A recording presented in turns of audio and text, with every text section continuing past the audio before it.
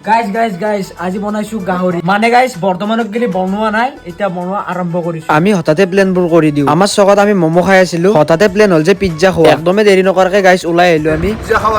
পিজ্জাটো খাম বাৰু তাৰে আগতে অকমান গাহৰি লৈ লওঁ আধা কিলো ললি যিহেতু আমি দুটা মানুহ আমি আধা কিলো গাহৰি ললে হৈ যাব গাহৰিটো লৈ এখন দোকানত সোমাই আহিলো মানে অকমান কিবা বস্তু ল'ব লগা আছিল তো সেইখিনি লৈ ললো আমি যে কৈছিলো পিজ্জা খাব আহিছিলো কিন্তু পিজ্জা নাপাই পেটিছ খাব লগা হ'ল যদি আপোনালোকে হাজোত আহে আৰু এই দোকানখনত যদি পানী পুৰি নাখোৱাকে যায় তো আপোনালোকৰ এইটো ভুল মানে এইখন হাজোৰ ফেমাছ পানী পুৰিৰ দোকান আমি আৰু দেৰি নকৰাকে ঘৰত আহি আলু কটাত লাগে মই কটা নাই আৰু বকে মই মাংস আৰু মছলাখিনি ওলাই ললো যিহেতু আলু কাটি আছে মই ভাতটো বহাই দিলো আদা নহৰুৰ পেষ্টটো বাইদেউক বনাব দিলো এইটো কিন্তু পেষ্ট বুলি ক'ব নোৱাৰি দিয়ক কিন্তু কি হৈছে ঠিকে বাকী বস্তুখিনি যোগাৰ কৰি মাংসটো বইল হ'ব দিলো বইলটো বাৰু 10 মিনিট মানতে হৈ গৈছে বইলটো হোৱাৰ পিছত দুটা বিলাহী ওলাই ললো আৰু মই নাজানো আপোনালোকে এটা বস্তু লক্ষ্য কৰিছে নে নাই মানে চৰুটোৰ এডাল ঠাৰি আছে এডাল নাই মানে গাইজ গাহৰি বনোৱাৰ কাৰণে এইটো চৰু ব্যৱহাৰ কৰো সেইকাৰণে মানে অলপ ভাঙা পুতা আছে একো নাই আৰু